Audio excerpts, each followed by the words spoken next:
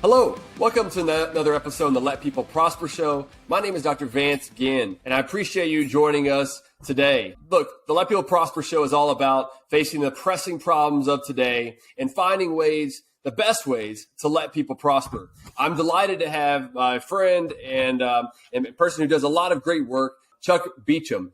Chuck, welcome to Let People Prosper Show. Thanks for having me, Vance. All right, let me give you a quick overview of Chuck. He's a great guy. He's a happy warrior overall, but I want to give you a quick bio of him. And I want to know today is September 12th, 2022. That's the day we'll be recording this. So we'll be mentioning maybe some economic data just to let you know when that will be. Well, here's Chuck Beauchamp. He is assistant professor of finance in the School of Business at Mississippi College. Dr. Beauchamp joined MC's faculty in 2016 and currently teaches business finance, financial modeling, and short-term financial management. His area of expertise is corporate and economic life cycles. Dr. Beauchamp earned his PhD in finance at Mississippi State University and attends St. Francis of Assisi Catholic Church in Madison. Chuck, it's great to have you on the show, and I'm just pleased to be here with you. We've been able to work together on some things, and I've had you on the show previously, but I thought, you know what, let's do this again. There's a lot of good data that's going on. Well, I won't say all good data, but there's a lot of data that's out there. And I know that you're always parsing through it and finding ways to do that. So I want to get into that soon. But before we get there, I really want to start with why you do what you do. Chuck, explain to the audience kind of a little bit about your background and why you do what you do. Okay. So when I came out of undergraduate, I went into the corporate world in the grocery industry. I really liked it.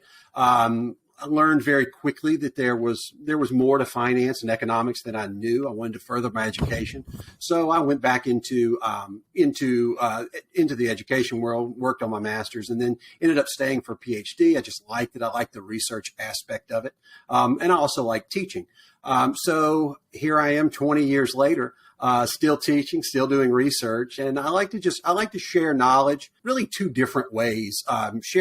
Share factual knowledge through research and trying to grow that body of knowledge, both for academics, but more, I enjoy doing it more for the private sector or for non-academics. And then I enjoy the teaching side of things as well. Not so much, the college professors these days are getting a pretty tough, pretty hard look at them right now. They are criticized a lot for telling students what to think. I like to think that I don't do that. I like to try to teach my students using my knowledge how to identify problems or identify strengths, and solving those problems or growing on those strengths, both in the corporate world, the economic world, and so forth. So that's what really drives me.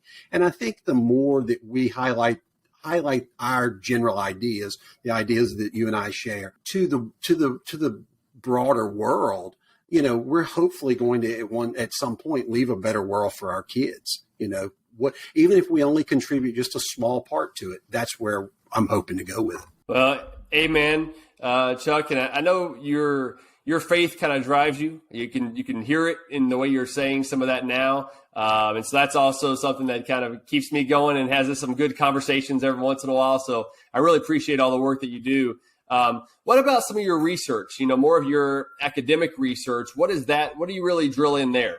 Well, in the academic side, I've kind of evolved. When you've been doing it for a while, some people evolve and change. Some people, really, if you look at the real heavyweights in academia, they generally choose one path and they stay on it the entire time, and they grow that path and grow that path.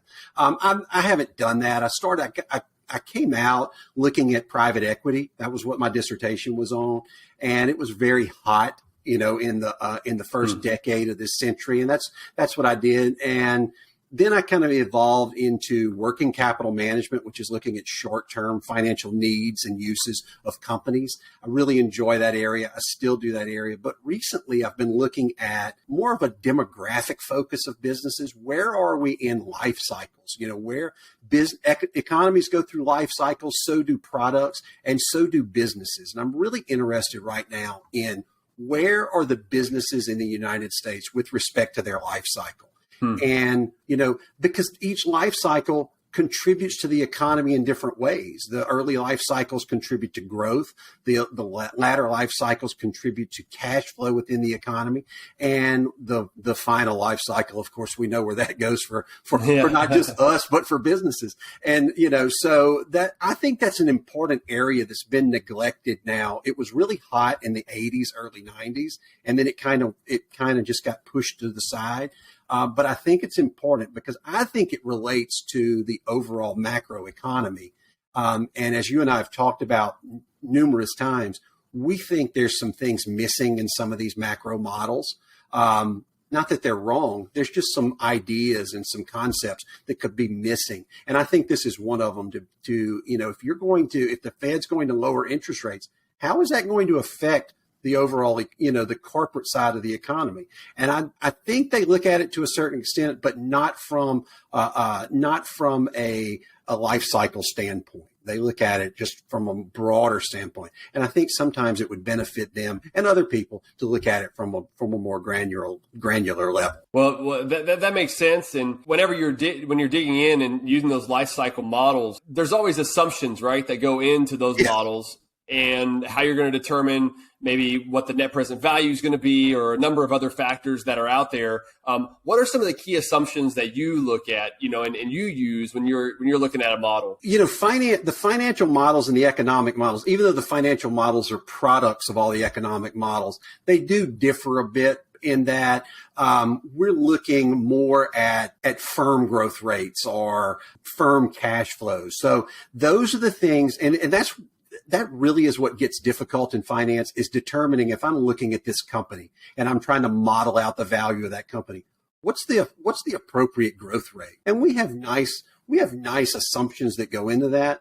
But as you and I have talked about numerous times before, when the Fed started lowering interest rates below equilibrium back in 2008 and left it there for what has turned out to be, we're still below equilibrium, but at least they're going up finally. But we've been in this now for 14 years. These models start breaking down when you have below market rates of interest, because that affects your cash flows, that affects your growth, and that affects really everything.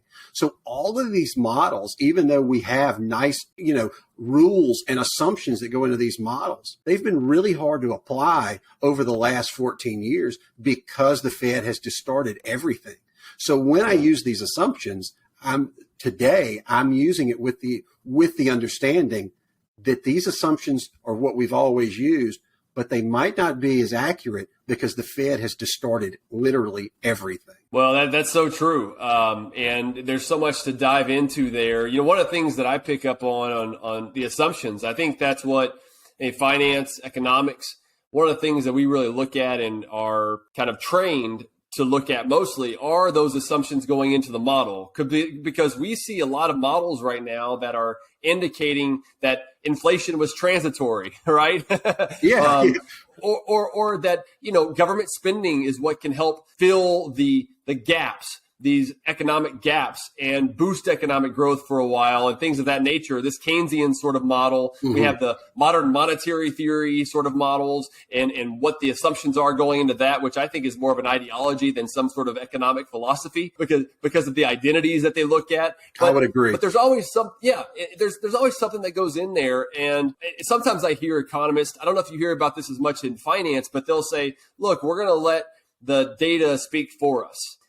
I find that's kind of an odd statement, because no matter what data you put in, if you put garbage in, you're going to get garbage out, right? And there's going to be some assumptions based on those worldviews of how those data are going to be put into the model, and then what the results are that we're going to try to interpret. Do you find that also in finance? Yeah, not as much, because many or most of the models that we use in finance are managing billion-dollar funds. So they can't afford to be wrong that often.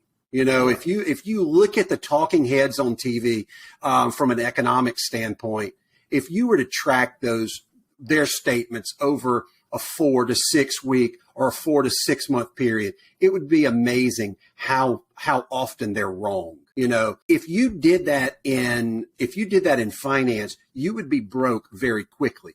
So the models have to be much tighter then we have a lot more leeway in the economics models and the other thing, the finance models happen quicker. The action in finance is literally all day, every day.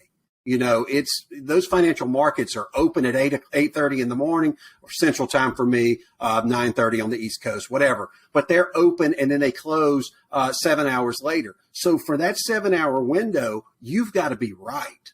And really it carries on to the next day and so forth. So these financial models are happening, as I said, every day. So they've got to be more accurate. That doesn't mean they're always correct or they're always accurate. They're not. But you don't see the error as much. I would love to see, and no one's ever done this, but I would love to see a series of Bloomberg interviews. If you went on to Bloomberg TV or Bloomberg Radio and look at the forecast that those professionals are making and then compare the accuracy there to, say, the accuracy of political economists on Fox, CNN, MSNBC, and so forth. And I think you would see an error rate on the latter that would just be tremendously different and worse than the finance guys. And I'm not saying that finance people are better than economists. They're not. It's just the difference in the work. You from a financial standpoint, like I said, if you're incorrect for a long period of time,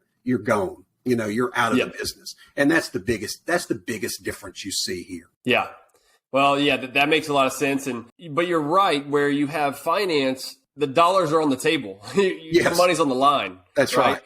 Whereas in economics, I mean, sometimes they're trying to forecast and say something else where money is not really on the line necessarily. It's their best guess and they're trying to help people out, but it's not the same incentives, right? And incentives matter. And so they don't have as much, there's a lot of differences that take place. So that makes a lot of sense. And I think too, right, it's tough to beat the market. Whether you're an economist or financial expert or something else, it's very difficult to beat the market.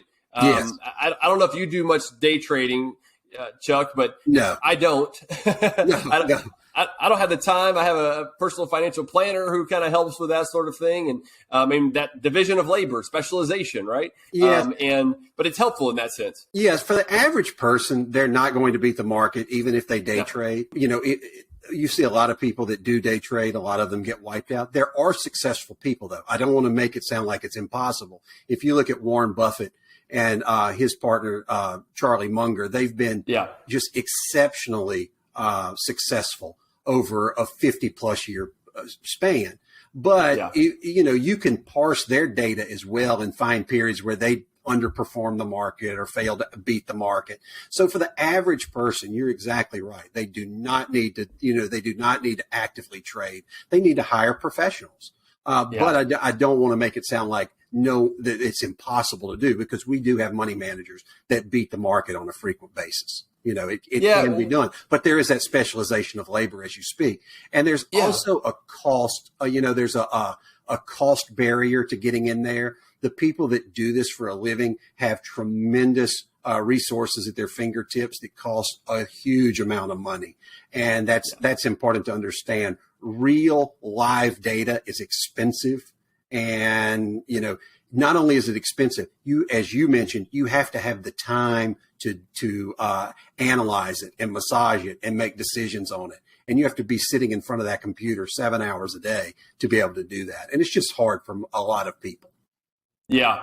And while we're on this issue, and I do want to get into the economic indicators that's going on now, but I think this will be really helpful for a lot of the folks in the audience, is one of the good books that I read that really helped me a lot to learn about the markets was Burton Malkiel's A Random Walk Down Wall Street. Absolutely. Okay. All right. But basically, you correct me where I'm wrong here, Chubb, but, a lot of times you want to get in index funds. You want to have a broad-based portfolio to a certain extent, but maybe there's some nuances that you could share with us. There's a lot of nuances there. They have the life cycle funds now, and that's not anything related to what I was talking about earlier with firm and economic life cycles. But they have funds now that are designed for a 25-year-old that's just getting started, that decides they want to retire at age 65 or age 70. Well, they have funds now that are designed to optimize returns up through that 30 or 35 year period. that's why I think you hit the nail on the head on investing. Get a financial advisor, get a financial planner, lay out you and your family's goals and stick with the plan. And they're going to land you in, in the right spot when you're 65, 70 years old. And it gets into college planning for people's children and that type of thing. The other part of it is there are certain funds that people like to be invested in. And now you have people that no longer want to be invested in the so-called sin stocks. That's getting into anything dealing with tobacco or alcohol or gambling. You have also people that don't want to get into anything that's not climate friendly. So if you're getting that picky, you again need to have a financial advisor that can identify those funds that you need to be in. Yeah. And needs to be able to understand, look, if I go into a specialized fund, I may beat the market tremendously, or I might undervalue the underperform the market tremendously as well. And you need someone to explain that type of stuff to you instead of just saying, hey, I heard about this fund on Twitter. Let me invest in this fund. That's probably the worst. That's probably the worst financing strategy or investing strategy out there. Yeah. Well, no, Chuck, that makes a lot of sense. And thank you for that. All right, let's start getting into some of the other stuff now. I know you, Chuck, and I know we've done this before.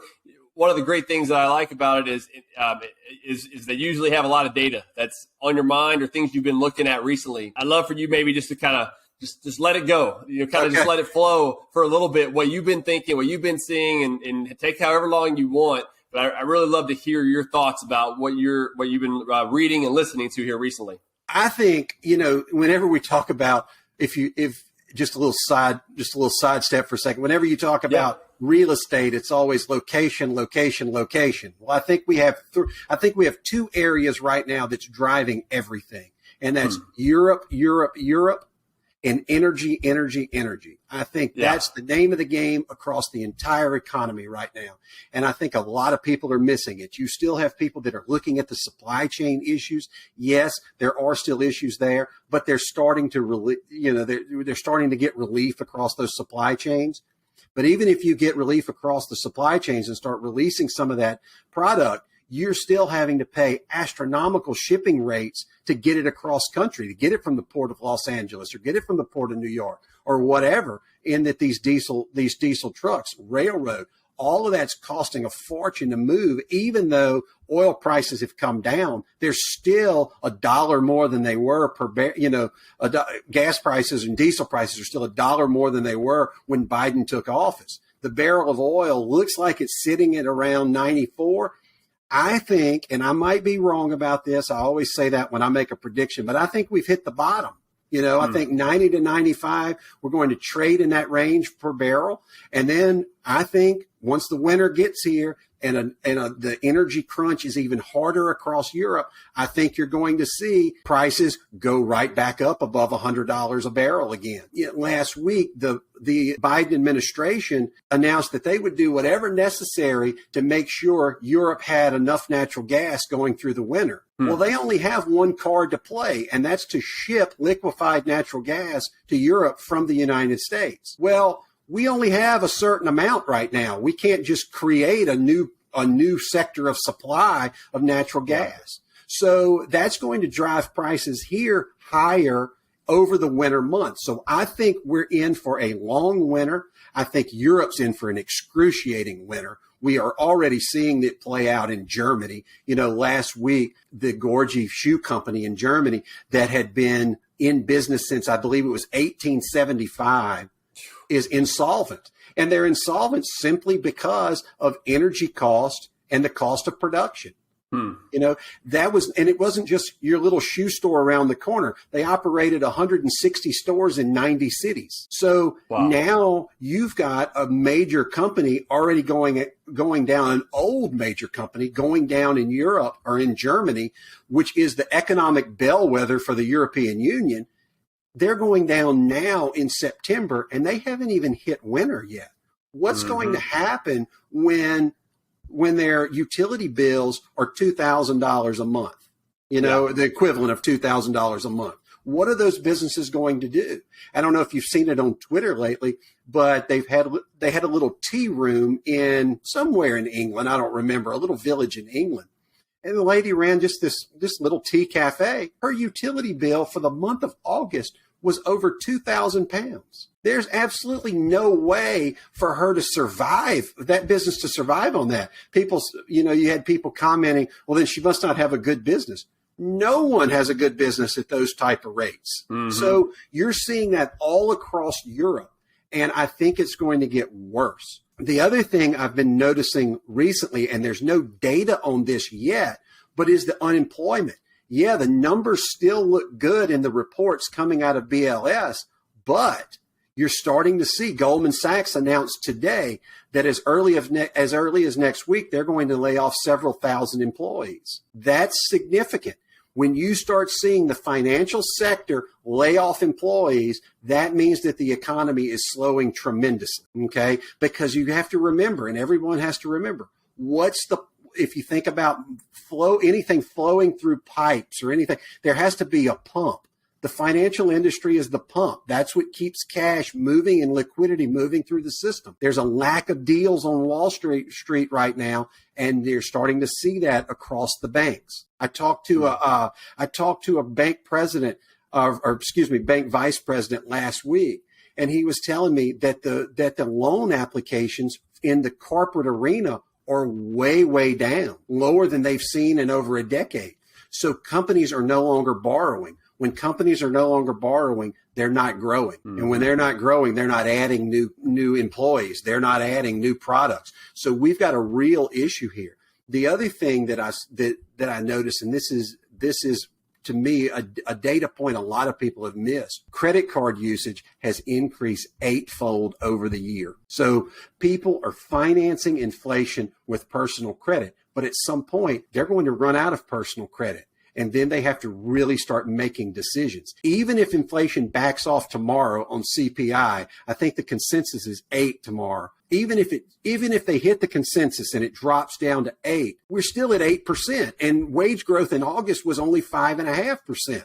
So people are still losing 3% there on an annual basis. So you still have people falling behind. They're still going to have to finance purchases on those credit cards. When that runs out, then tough decisions have to be made.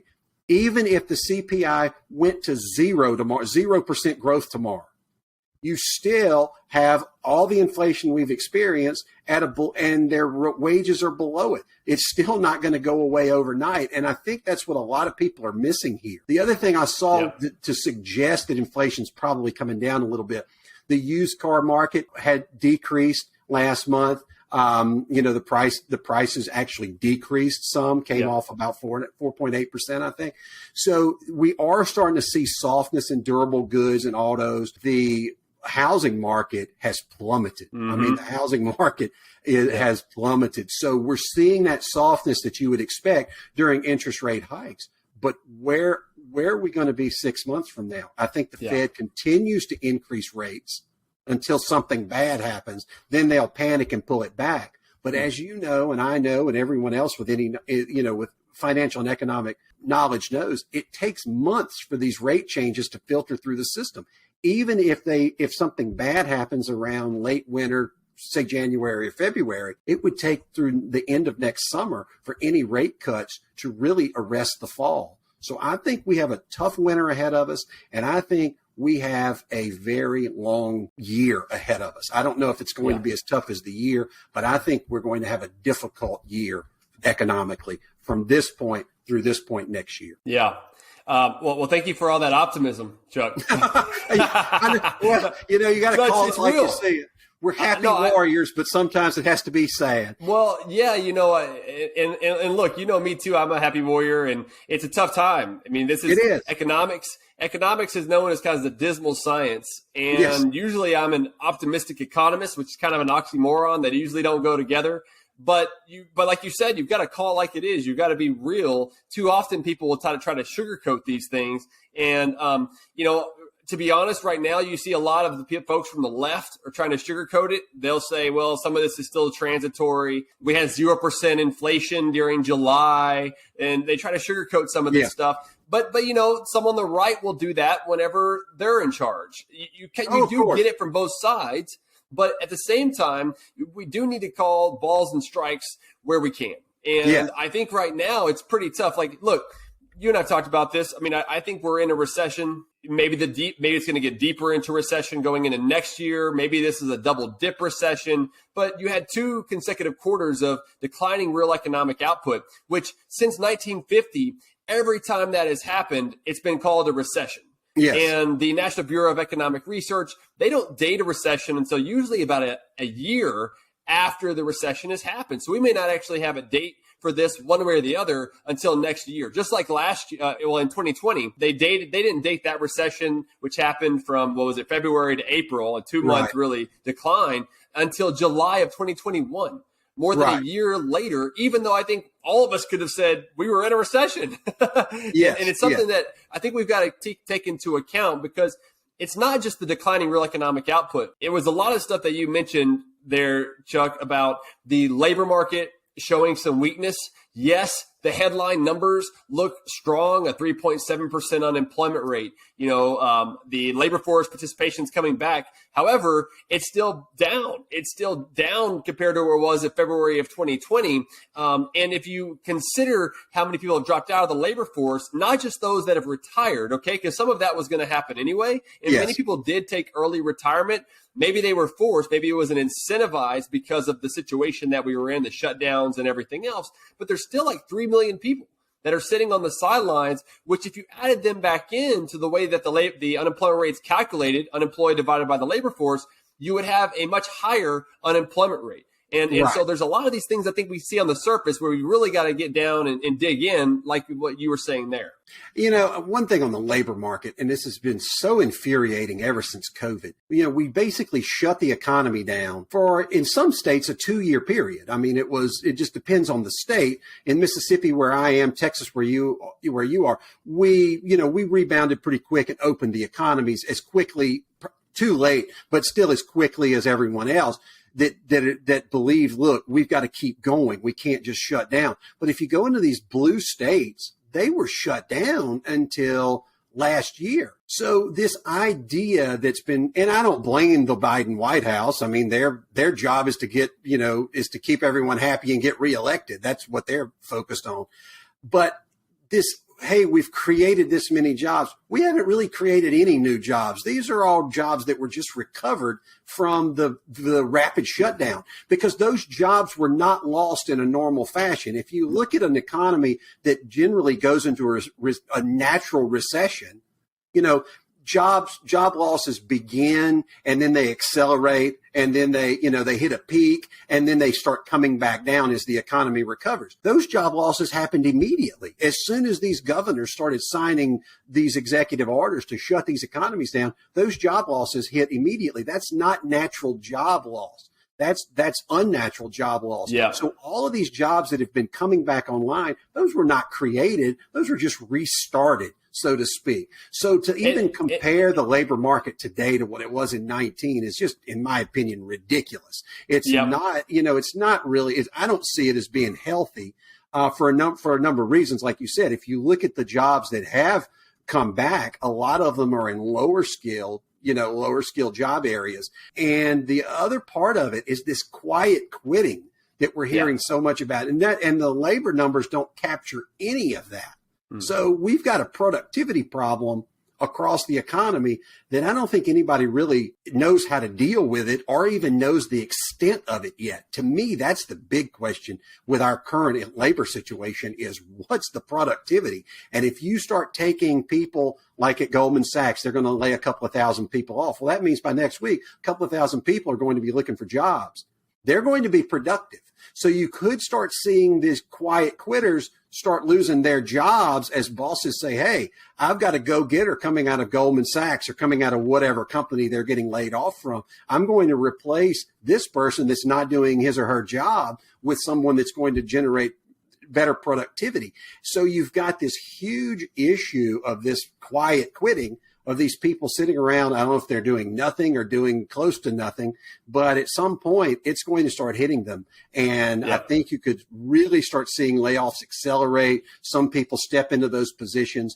But if you have 5 people that are quiet quitting and being unproductive, you might could replace those with one that's productive.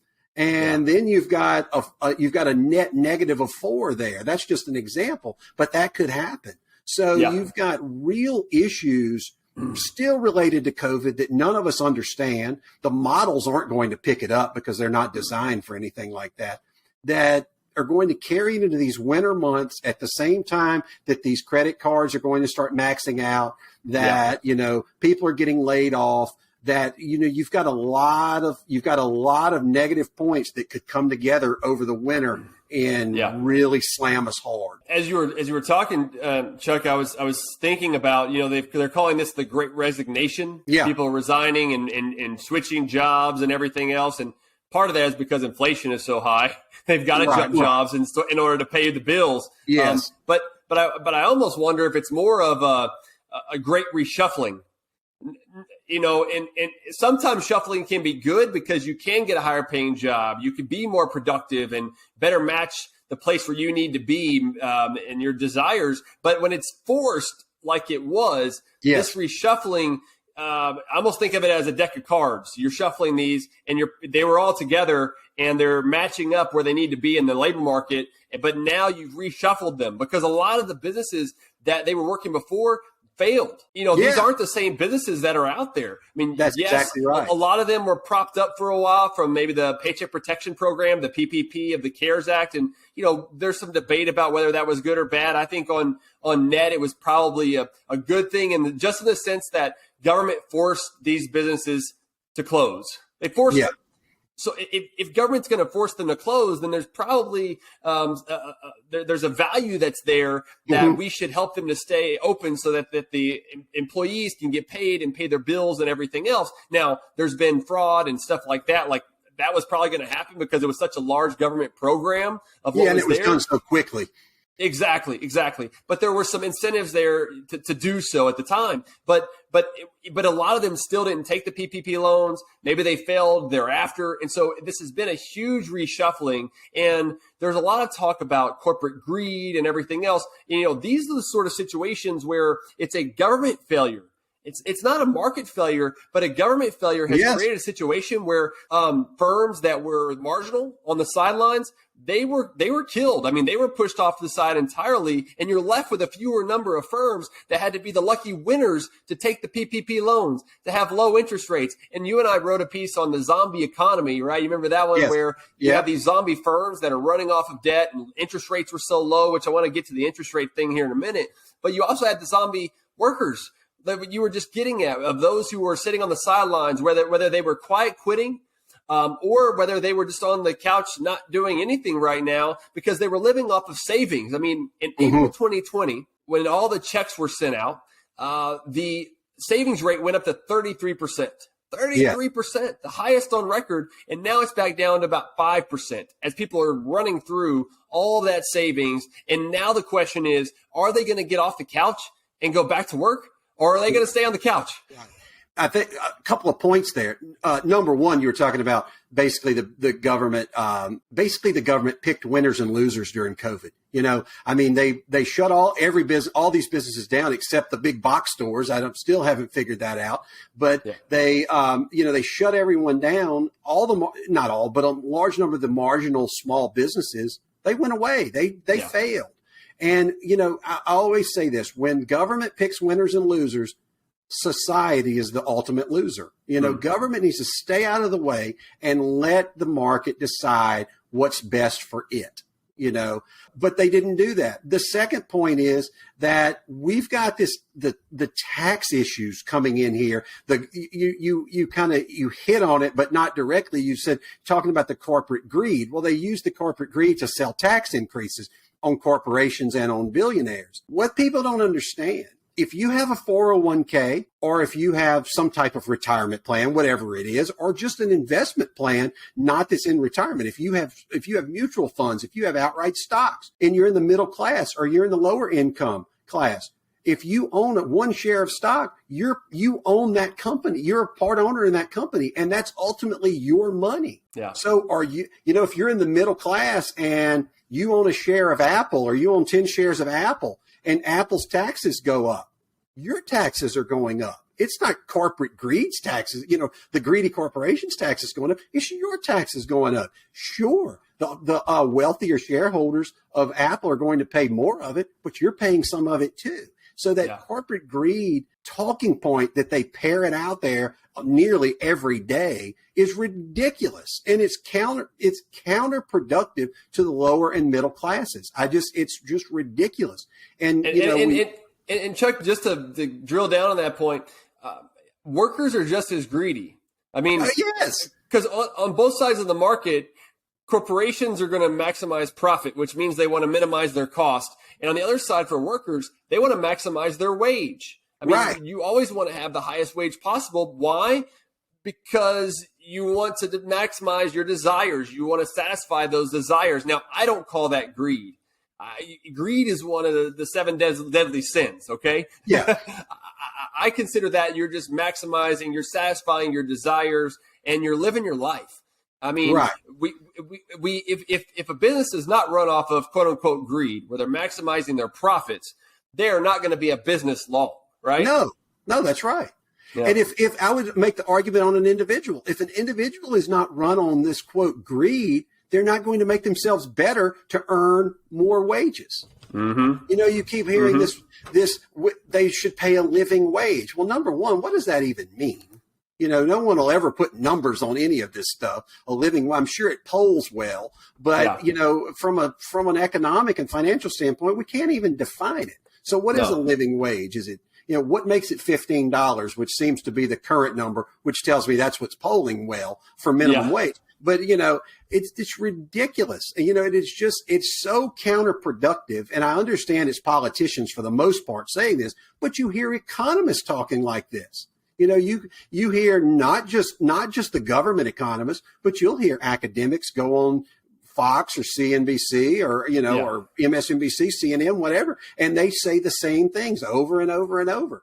But if what people need to realize is, everyone's greedy. I think Milton Friedman had the best line about that. No one ever believes that they are greedy themselves. Yeah. They always think the other person's greedy. Well, I mean, when it comes down to it, everyone's looking out for their own self-interest.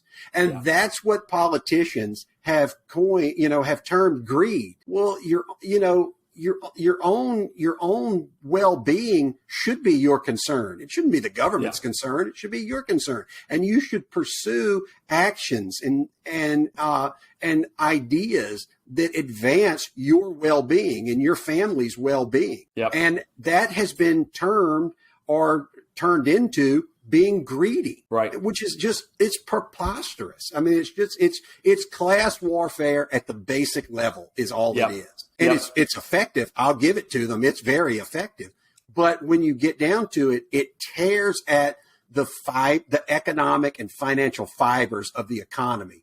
It's been going on now for so long. You have two different groups in the country. One group believes that all corporations, big or small, large or small, are evil. Everyone wealthy is evil. Then you have another group that believes the exact opposite, that a healthy economy is absolutely necessary for a free and prosperous society. And there's just very, very little in between. And this is, if you think about it, this has now been going on since 2007, when the so-called Great Recession began.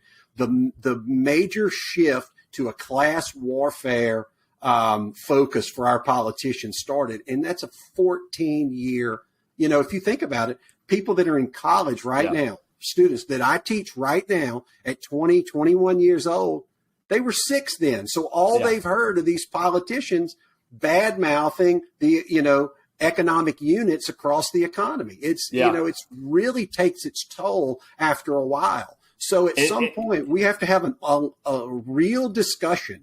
And this kind of goes back to the beginning of our talk today. Why do I do what I do? Yeah. Well, for that reason, I want to contribute to a real discussion. Where is the economy? Where is it going? And not this political discussion constantly about rich is bad, everyone else is good. It's ridiculous. And it's counterproductive to a society. Amen. I agree with you, Chuck. And I think it's important for us to understand that, look, I mean, Adam Smith, Wealth of Nations, 1776, talked about people working their own self-interest. I think Russ Roberts over at Econ Talk, he talks about this a lot because it's not just to look at the Wealth of Nations. You also should look at the Theory of Moral Sentiments by Adam Smith, where he wasn't actually saying that you need to be self-interested. It's that you want to be loved. You want to be loving, right? And so it's kind of like the butcher and the baker. People forget about what that means is that the butcher's got to make something that the baker wants so that he can get the bread.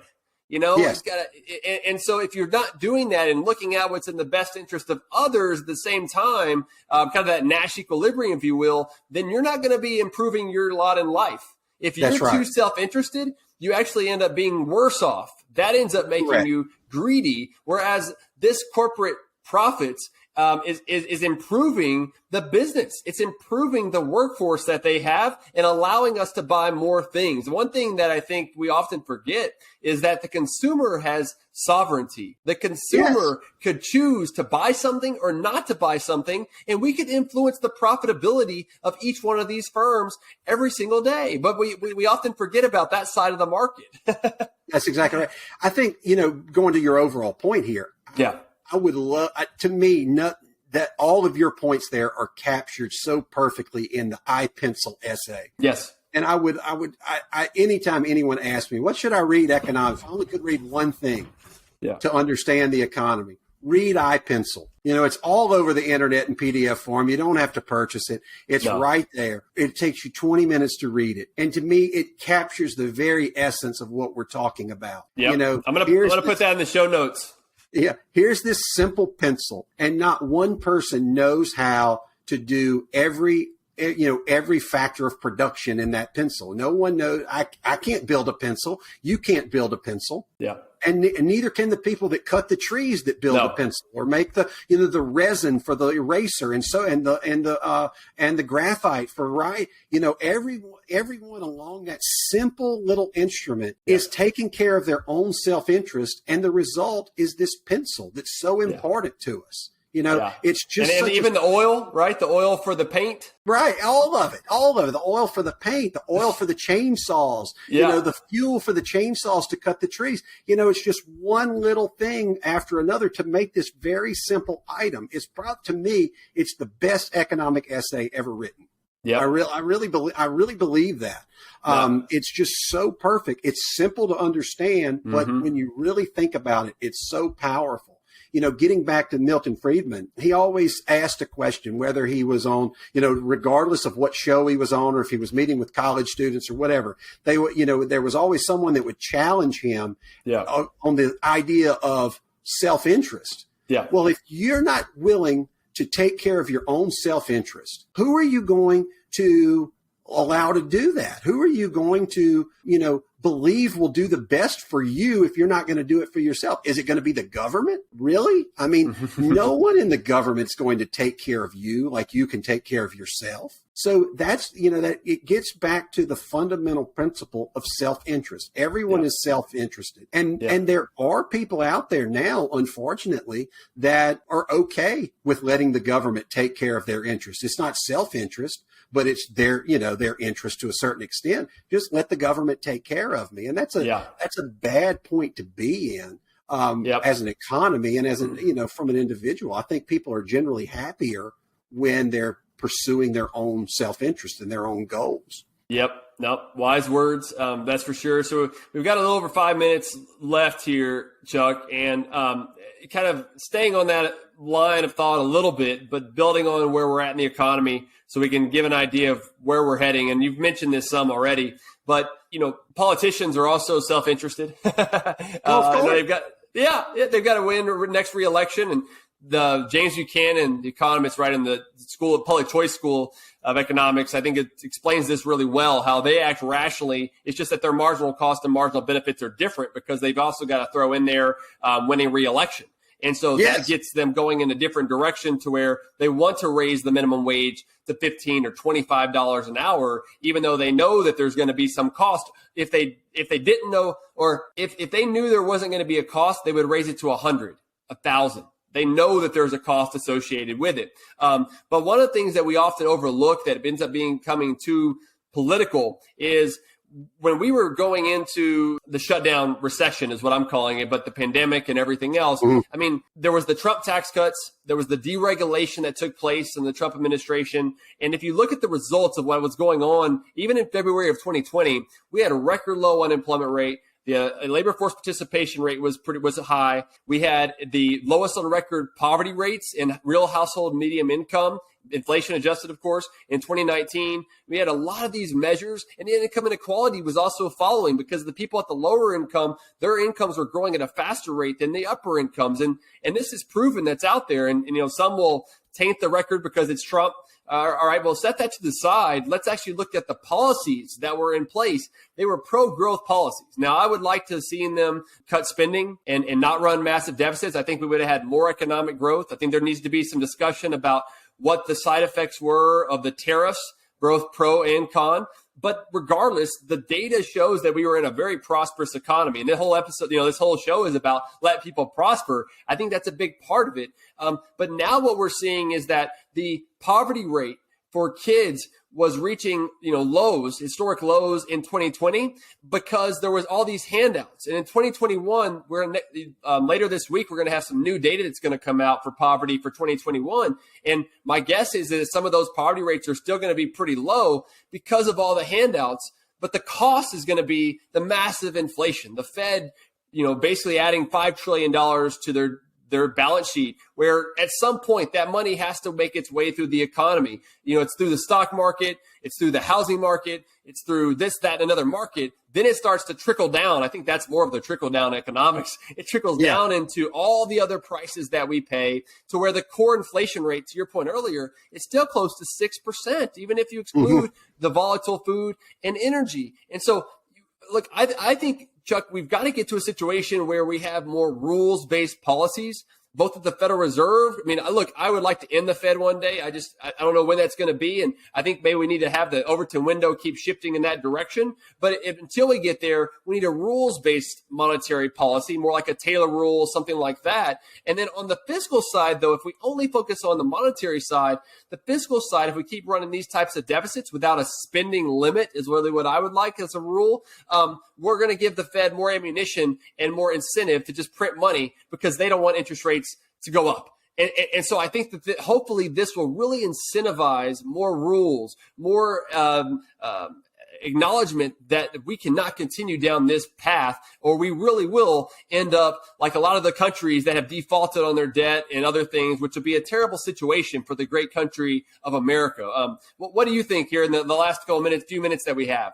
Yeah, I mean, I think we need rules both on the fiscal side and the monetary side. And I think the two are supposed to work together, not feed off of one another. And I think, and I don't know if that makes sense or not, but it's 20 years ago, or 15 years ago, moving into that 2007 period, it's almost like Congress abdicated its fiscal authorities over to the Fed. Hey, we're just going to spend this money if you'll keep interest rates as low as possible for us. And that's really what they've been doing now for almost 15 years. And look, it's coming home now. We're paying for it now in the inflation numbers that we're seeing, and we're going to continue to pay for it. But there's other issues that that it's caused in the economy across corporate America. Corporate America quit growing almost organically. You want to see Walmart earning new customers, bringing new customers in and taking their existing customers and having and earning more revenue from them. But what these big companies were able to do with the Fed's behavior is just buy new customers. And they did that by buying other companies. So it reduced the competition across corporate America. And, so you've got these distortions over and over and over across the economy. So yeah, a rules-based fiscal system and monetary system would stop this. I mean, look, if I had a magic wand, this is what I would do on the fiscal side. I would, number one, I would push the tax day from April 15th to October 31st so that people going into that voting booth at the 1st of November every year had just cut that check to the government. That'd be the first thing I would do. So I would shift the fiscal year to where that's when they were paying, just to put the focus on it. I would also reset tax rates to zero every 10 years. And I know a lot of people don't agree with me on that, but it would make Congress look at the economy, which changes. Think about where the economy was 10 years ago and think about where it is now. It's totally different, and it would make Congress and the executive branch, the president, say, hey, what's the economy look like now? And what's the optimal tax structure for the next 10 years? Because it changes over and over. And I think I know that would be complicated, but those are the things I would do. Those would be some of the rules. And then, you talk about rules. Should the tax rate be equal to some percentage rate that would equate to these taxes collected equal to spending for next year? That would be the ultimate on the fiscal side. And then on the monetary side, have rules where they can lower and increase rates, but there have to be triggers to allow that to happen. And that there would be rules that box them in to certain increases and decreases, meaning 25, 50 basis points, whatever, not these ridiculous, hey, let's just keep dropping. And then we just sit here for 14 years at almost 0% interest rates. Think about, just for people watching this, think about what that's done to the retirement community over the last 14 years. Now, unfortunately, some of those people have died, and passed their wealth on to their kids, if there was any left. But people had to dip into the principal of their retirement so much over the last 14 years instead of living off the earnings off of that retirement. That's not how retirement has been structured. So that changes. And when these people, you've got the baby boomers now, and the baby boomers are notorious for never giving up or never allowing other people to do anything. You're seeing more and more of them work later and later. Well, part of it is because of what I just said. It's a cultural thing in the baby boomers, but a lot of them can't afford it. And they can't afford it because the rates of return on their investments are so low because of Fed action. So there has to be some kind of balance in the overall rules of the monetary system to level this out. And I don't like using the term level the playing field because that's ridiculous. Again, that's picking winners and losers, but everyone should be subject to market rates. That's the key. You want to have a level playing field, allow the market to set the rates. Yeah. And then you would have retirees benefiting just like everyone else is benefiting. But when you abnormally take rates to almost zero, you're hurting one segment of the economy, being the retirees, at the expense of other sections of the economy, which would be the younger people and corporations. We did the same thing during COVID. We basically shut down the economy to protect the elderly. Never before has this country ever put our children behind, who are our future, behind the elderly. And that's exactly what we did during COVID. And I don't want to sound heartless on that. I'm not, but that's what we did. And that's what we've done from the economic standpoint. By holding these rates lower, we've had retirees that had to give up their golden years from an economic standpoint because they weren't earning what they normally would. And that wasn't by a mistake they made. It was by a decision that the Federal Reserve made. Basically, again, picking winners and losers, which the government shouldn't do. And even though the Fed's not technically government, it shouldn't do it either. Right. Well said. I know we could continue this all day, but let's go ahead and end it there. I think we've shed light on a lot of the key issues that are going on today, and dug in some philosophy as well, and hopefully have the audience kind of consider the different ways that to let people prosper. I mean, I think it really boils down to free markets, a limited government sort of situation that allows for people to fulfill their own levels of satisfaction and everything else, and with their family and everything else. I think it's so important to remove those barriers where we can. So I appreciate you, Chuck Beauchamp, doing all the work that you do. Let's continue to do this. I'd love to have you back on the show again. Sure. I'd love to come back. Okay, good. And so let's find more ways to let people prosper. Thank you all for joining us, and we'll be on the next show. All right. Thank you. Thank you.